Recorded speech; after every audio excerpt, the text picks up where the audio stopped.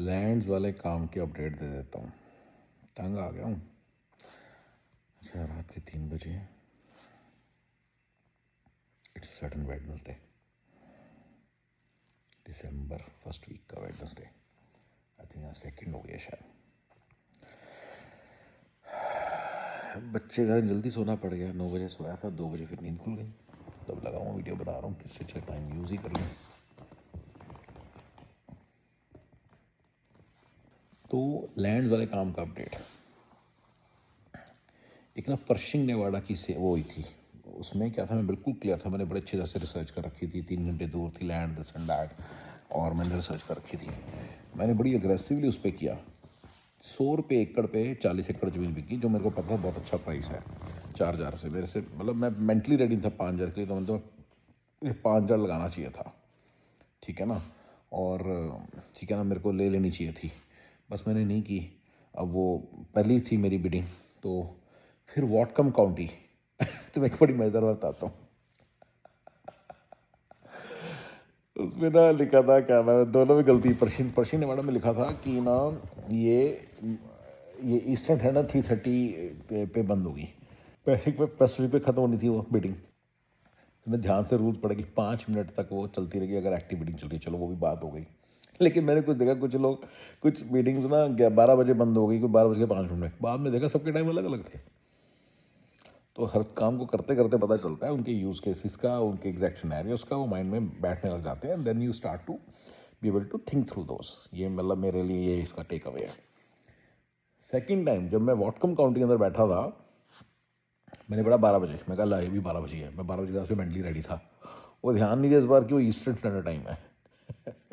इस बार बड़े वो देखा एक 12 बजे बंद हो रही है, एक 12:05 पे, एक 12:10 पे। फिर ध्यान नहीं दिया कि ईस्टर्न स्टैंडर्ड टाइम है। तो 9 बजे थी। पिछली बार 3 o'clock था ईस्टर्न, इस बार तो 9 बजे थी। तो मैं लेट ही पहुंचा बिडिंग करने। अगर मैं सीरियस था, मैंने पैसे जमा कराए हैं। आप नोट कर रहे हो मैं क्या कुछ कर रहा हूँ। मैंने डिपॉजिट किया, और जिस पर्टिकुलर लैंड के पीछे में था, वॉटकम काउंटी वाशिंगटन में, वो विड्रॉ होगी। ये भी होता है। आप इतना तैयार तो होकर बैठे हो, पैसे दे के बैठे हुए हो, 3 दिन पहले विड्रॉ हो गया, पैसे रिफंड आ जाएंगे, पर आपके पैसे लगता है सर्कुलेशन पड़े हुए हैं। दूसरी चीज़ यार, मतलब मज़ा नहीं आता ना लाइफ का। लाइफ का मज़ा कब है? जीतो। वो मैंने बड़ी अच्छी परस्यू करनी थी, बड़ी अच्छे तरीके से। मैंने उसके अंदर $25,000 का बजट बना लिया था। वो 70-80 थाउजेंड की थी। 50,000 तक उसका गुड प्राइस था। मैं 40,000 तक सोच रहा मिल जाए तो मैं उसको 25,000-30,000 तो मिल जाती, मैं उसको पीछे पड़ेगा। 25-30,000 की बिड मैंने पहले दिन ही डाल दी थी ना, और पहले दिन डाल देनी थी। तो विड्रॉ ही होगी ना। चलो हो गया क्लियर। तो ये सारा काम कर करके ही पता चलता है गाइस।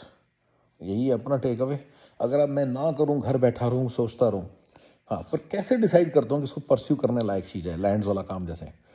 तो इसके अंदर यह है कि लैंड्स वाले काम में मेरे को इतना पता है, दुनिया बड़ा पैसे बनाती है, लैंड्स खरीद के बेच देती है ऑक्शंस में, ठीक है ना। पर इनको इसके अंदर हर चीज़ में 15 से 20 पॉइंट्स होते हैं।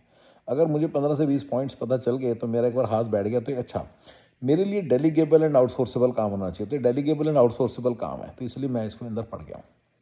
अगर एक बार हाथ बैठ गया ना, तो I have a guy, to be precise, Sam sir, जो बहुत ही इंटेलिजेंट बंदा है। With the help of one helper he will be able to do so many transaction so fast, right.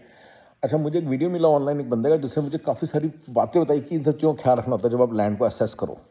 तो वो भी मैंने अपनी उसमें डाल दिया। सेप्टिक मेनली मुझे पता चला, मैं सोचा सेप्टिक तो बन ही जाता, कहता है सेप्टिक के लिए सॉइल चाहिए एक सर्टन किस्म की। अगर वो सॉइल क्वालिटी वो ना, तो उसकी सेप्टिक नहीं बनेगा। तो अगर हम उसके ये सारी चीज़ें लिखें अपने सेल करते समय, तो वो भी इसका फ़ायदा होगा ना। तो बड़े बड़े तो मैं कहना चाहता हूँ कि ये मुझे पता चला कि मुझे बाय करते समय ध्यान रखना है, और सेल करते समय मैं इसको लिख सकता हूँ। वाइफ ने एक बात बोली थी, बड़ी अच्छी सी थी चीज़, कि ना तुम क्या करो, जो लैंड है ना, तो उसको ना ऐसी प्रोस्पेक्टिंग के लिए डाल के देखो कि क्या होता है। 10% सस्ती का तुम निकाल पाए कोई? जरा मार के देखो, सर्च उसको डाल के देखो, फेसबुक पे डाल के देखो, यहाँ डाल के देखो। पर्शियन काउंटी की वही लैंड पकड़ो तुम देख रहे थे। मैंने किया नहीं, लेकिन मैं पॉइंट मेरा ये है कि काम है सारा, यही तो सारा काम है। तभी तो मैं कहता हूँ मुझे एक सीईओ चाहिए जिसको मैं सारा बताता हूँ, वो एटलीस्ट करता रहे, राइट। मैं कर करके तंग आ गया भैया, मेरे और भी बड़े काम है।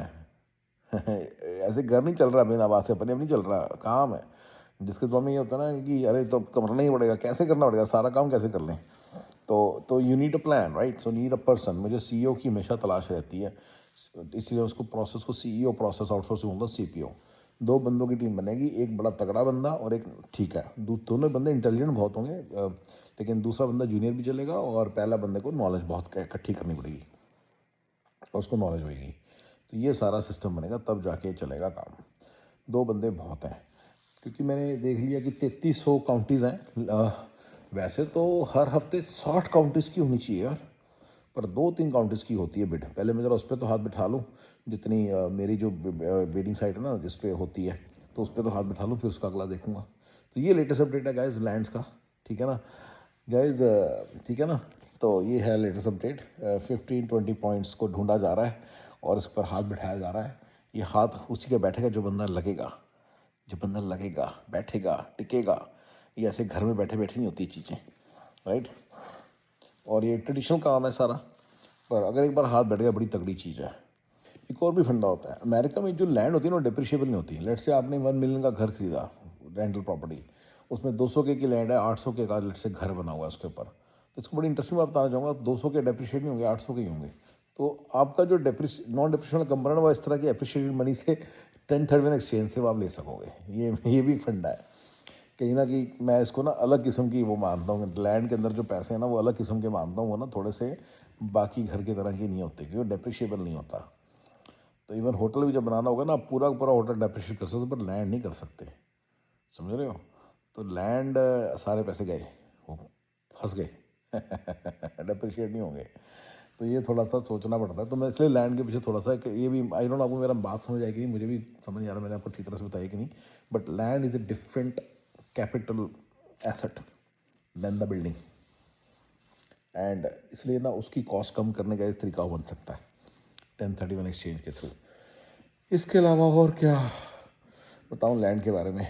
फ़िलहाल दुखी बैठा हूँ मैं, या मेरा और एनालिसिस करने का मन नहीं कर रहा। अब तीसरी जो है मेरी दिसंबर 2nd 3rd 4th की सारी मेरी मिस हो जाएंगी, क्योंकि मैं तो उनका वो डिपॉजिट ही नहीं दिया।